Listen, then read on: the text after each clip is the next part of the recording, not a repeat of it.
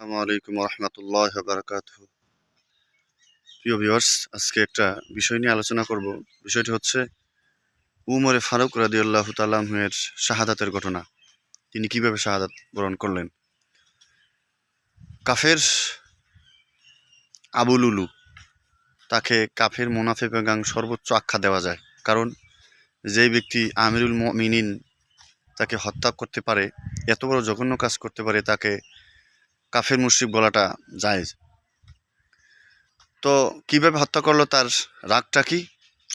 আল্লাহ নবী এই আবু লুলুকে কর ধার্য করছিল, কারণ সে চাকু বানাইতো, খঞ্জর বানাইতো। তো এই খঞ্জর বানাইতো, তার উপর কিছু কর ধার্য করার কারণে আল্লাহ নবীর বিরুদ্ধে উমর রাদিয়াল্লাহু তাআলা আনহুর কাছে এসে বিচার দিছে। কে দিছে? সেই আবু লুলু। তো দেওয়ার পরে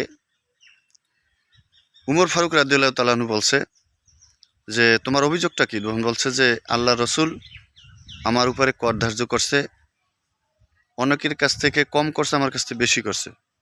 তখন বলছে, এটা কি আল্লাহ নবী করছে? তখন বলছে, হ্যাঁ। বলে, তাকে তো ঠিকই করছে। তো তুমি কি কাজ করো? তখন বলছে, আমি খঞ্জর বানাই। উমর ফারুক রাদিয়াল্লাহু রাগ হয়ে বলতেছে, যে ব্যক্তি খঞ্জর বানাতে পারে, আল্লাহ নবী যে কর ধার্য করছে, আমি হইলে তার দ্বিগুণ করতাম।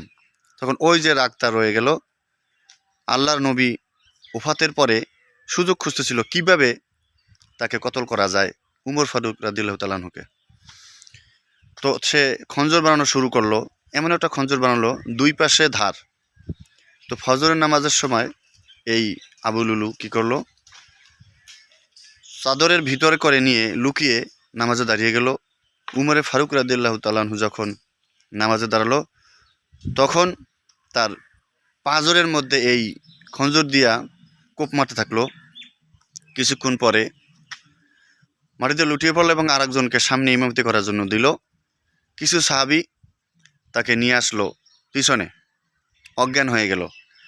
অজ্ঞান হওয়ার পরে উঠেই সে বলে নাই যে কে আমাকে হত্যা করলো, তাকে ধরে, এই কথা বলে নাই।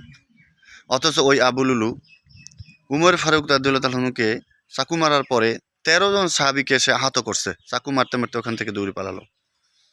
তো দেখেন, একটা জিনিস এখানে লক্ষ্য করা যায় যে উমর ফারুক রাদিয়াল্লাহু তাআলা আনহু হুশ ফেরার পরে সে বলে নাই যে কে আমাকে হত্যা করলো। সে বলছে যে আমার নেতৃত্বে যে নামাজটা শুরু হয়েছিল সেটা কি শেষ হয়েছে কিনা। এমনকি তার মুখে দুধ দেওয়া হয়েছিল, নাভির ভিতর থেকে বের হয়ে যাচ্ছিল, তার পেট ছিদ্র হয়ে গেছে। মাটিতে গড়াগড়ি করতেছে, বলতেছে, হে আল্লাহ, তুমি আমাকে মাফ করো। আমি যদি মাটি হতাম তো আমার কোনো বিচার থাকতো না। আমি তো মানুষ, আমার তো বিচার আছে। তুমি আমাকে মাফ করো আল্লাহ। সুবহানাল্লাহ।